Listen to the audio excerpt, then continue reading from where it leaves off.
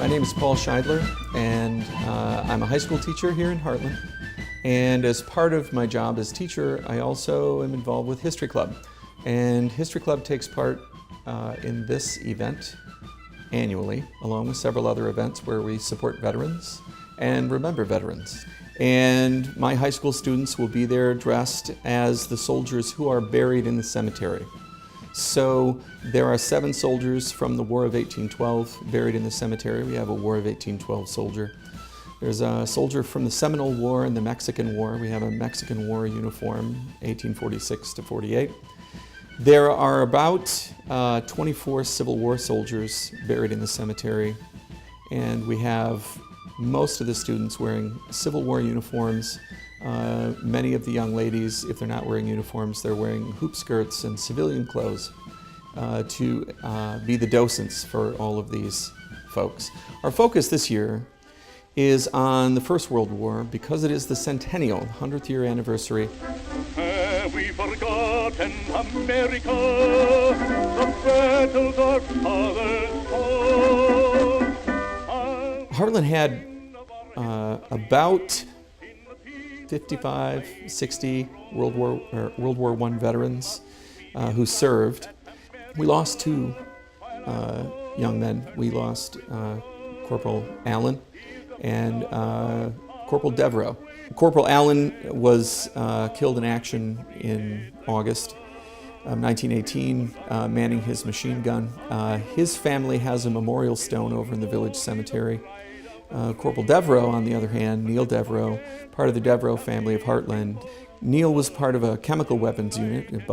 Chemical warfare was first used then in 1917, 1918, and he was in the 1st American unit, the 30th Engineers, who were part of that. Neil was wounded in October, and his wound was infected with the chemical, the gas, and he died of infection in the Field Hospital number 7 in October of 1918. The American Legion Post in Howell is named after Neil, so it's known as the Devereaux Post. We have a soldier buried in the Hartland Village Cemetery. His name's Daniel Bussey, and Daniel, he stands out because he's part of the Polar Bear Regiment, or the Polar Bear Unit, and part of that expedition, which was heavily manned by Michigan folks and Wisconsin folks from the 339th Infantry and the 310th Engineers. As a military person myself, it's always been very important for me to get my high school students involved in knowing and understanding about veterans, understanding the conflicts that the veterans were in, why these conflicts were important to the history of the United States. And as time goes on, it just became more and more important, and I became more and more involved with veterans. The understanding that these students get as part of History Club for Civil War history, for First World War history, World War II history, they actually become part of it and they know it. Well, I'd like to thank everyone who comes out to the Luminary and all the viewers of this video to help to bring the memory of these soldiers back. A soldier remembered is a soldier not forgotten.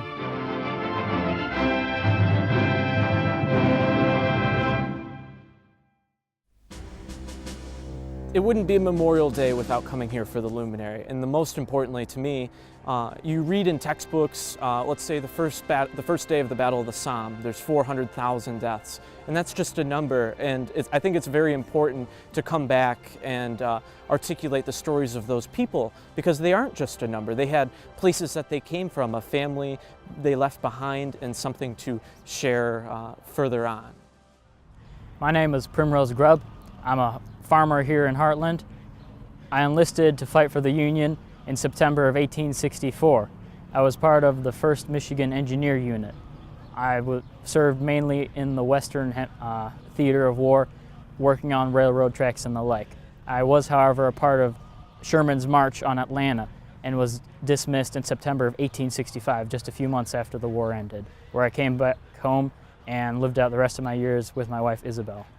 I'm David Whalen from the 6th Michigan Cavalry, and in 1862 I enlisted to become part of the military of the United States. I was shot and killed at Seneca, Maryland after 6 months of serving for the Union. I'm Teresa Milliken. My ex-husband was John Milliken. He was in the Michigan 1st Cavalry, and he died about 2 years into the war. And then I married Squire Vesalius, who is from New York, and he was in the 2nd Michigan Cavalry. He did not die during the war, and he came back and lived with me, and then he died in 1917. But while he was alive, he was granted many awards. Hi, I'm Corporal Allen. I was born in 1888, and in 1918 I was shot and killed in Chateau Thierry. A few months earlier I was sent to France, and then I fought in this battle and evidently killed. I was a corporal in the machine gun division, and I often used a 30 caliber machine gun that would be mounted on the ground or on the sides of a trench. My name is Delbert A. Buell, and I am a World War I pilot. I was trained in Texas, and I enlisted when I was 27. I never actually made it over to Europe to fight in the war. I didn't complete my training in time, but I was in active service for 1.5 years, and then I was discharged in 1919. I'm Daniel Bussey. I'm a private in the 310th Engineer Battalion. I served in Russia protecting railways near Archangel.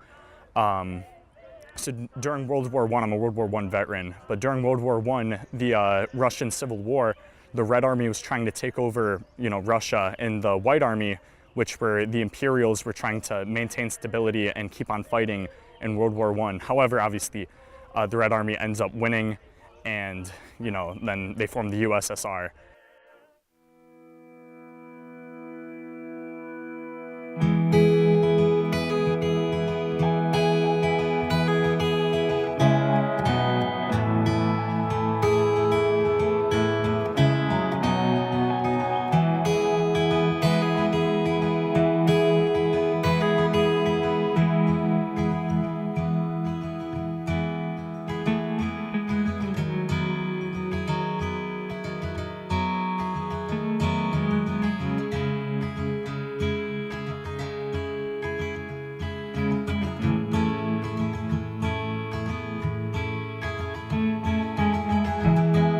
Before we get into this, I'd like you all to look at the reenactors over here.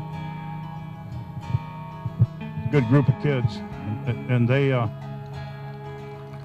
deserve that hand. Thank you. Ivy Dunsmore, World War I veteran, and he was our next door neighbor all the years I grew up here. He was affected badly by the mustard gas.